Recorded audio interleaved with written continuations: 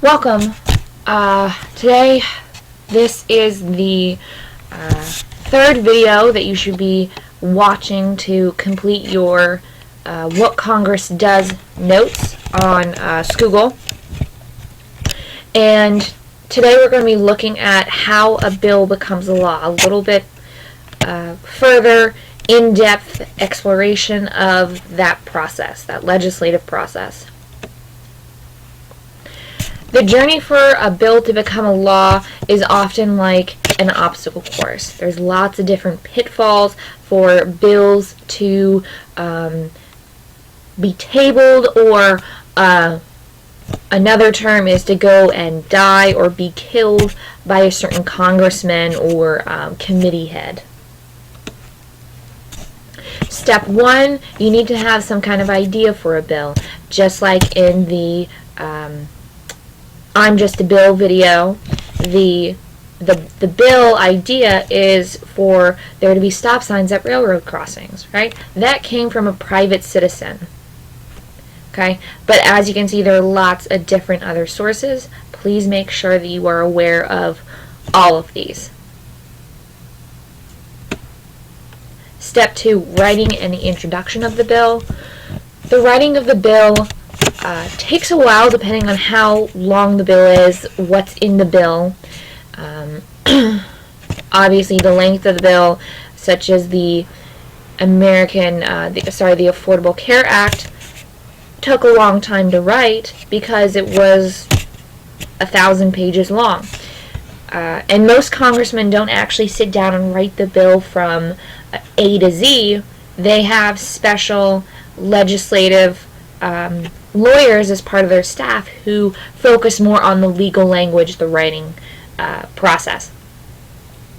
But as you can see, the Senate and the House have different procedures for how they do this. In the Senate, the smaller body, the upper house, bills are read aloud on the floor. Then the steering committee gets to decide which standing committee or which special committee gets to decide where that bill goes. They're referred to committee. That's what it's called. The House, there's more people. There's 435 members.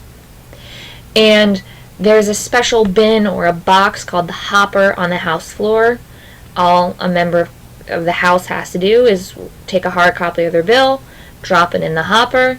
Then the Speaker of the House, one of his special jobs is he gets to decide where that bill goes, which committee it goes to. Step three, this is the longest part of how a bill becomes law. We have this picture of the bill sitting, waiting in committee, waiting to be heard and examined by those members.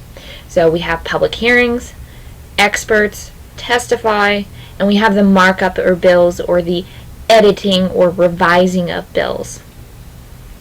Now your committee can vote favorably, meaning they support it and it goes on. Otherwise, if they don't, it's tabled, set aside, or unfortunately they decide this is a horrible bill, we're just going to go ahead and kill it, and it dies. Step four, it moves to the floor. The Senate and the House differ on this step. Party leaders for the Senate schedule it, put it on the calendar, and senators have the unlimited debate. This is a pro of being in the Senate. There is no length of time in which you have to move on. They take one bill at a time. And unfortunately, if you want to try and hold the floor for hours in order to delay a bill, that's called the filibuster. And this video I'm going to play for you real quick just explains the filibuster and the vote to end the bill, called a cloture vote. And if it's not working, let's see, we've got right here. Does it seem like lawmakers talk and talk for hours on end in order to got a vote on a bill, senators will talk through the night. This is called a filibuster. A filibuster allows a senator to take control of the Senate floor by talking at great length. Senate rules say that a vote can only occur when debate ends. And if debate never ends, there is no vote. The idea is to slow down the legislative process, creating more time for a particular issue to be considered. A 3/5 Senate majority, or 60 votes, ends a filibuster. The record for the longest filibuster goes to South Carolina Senator Strom Thurmond, who held the Senate floor continuously for 24 hours and 18 minutes. That's a lot of chatter, and that's another fact of Congress. So with Strom Thurmond, he stood up and he didn't stop talking for an entire day, night and day. Now, once debate ends, there's the floor vote. You can roll call. You just read the senators' names off the list, and then that senator will say yay, yes, or nay, no. A standing vote, all those in favor stand up, and a voice call is very similar to a roll call. In the House, I would make sure that you star this or highlight this in your notes, the Rules Committee. Now, the Rules Committee is very difficult to get onto. It's mostly made up of the leadership or lots of influence on that committee. They set the calendar, and they also create what's called a rule. And that rule decides on how long the House will debate a bill for, let's say 20 hours, but the most common time frame is 1 hour, and whether or not amendments can be added to the bill, whether or not congressmen or senators can propose an amendment and attach it to improve the bill. And then once debate ends, again, there's the floor vote, recorded, standing, or a voice, very similar to the roll call. Step 5, if a bill passes in the House, then it gets transferred to the Senate. If the Senate passes a bill, it gets transferred to the House. And steps 3 and 4 occur again. It goes back to committee. The committee has to approve of it, and then it goes to the floor vote. If it makes it that way, most often we will have a conference committee. Now, that conference committee is made up of both House members and senators to work out the differences between two bills. Now, every single bill that Congress passes has to be exactly the same, even down to the phrasing of words and grammatical commas, because in legal jargon, legal language, a comma can change the meaning of a phrase or a sentence. So it's very important that they conference on it and the bills are identical.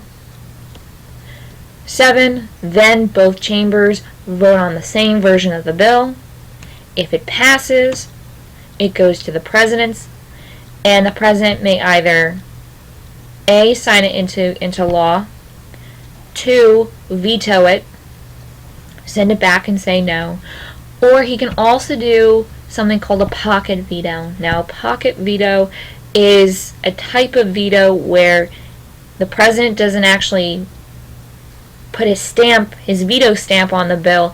He just quietly folds it into his pocket without signing the bill for 10 business days, and then Congress goes out of session. So Congress doesn't have the opportunity for their veto override. Okay? Most of the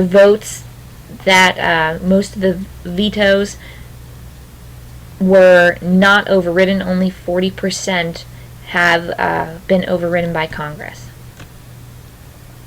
A final note, and you want to jot some notes down at the very end of the chart. Congressmen have to deal with lots of different issues. What will the people and my district think? What does my party believe about this issue?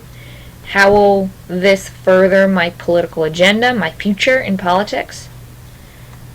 What does the head of my committee chair think for the Committee on Agriculture think about this bill? Right?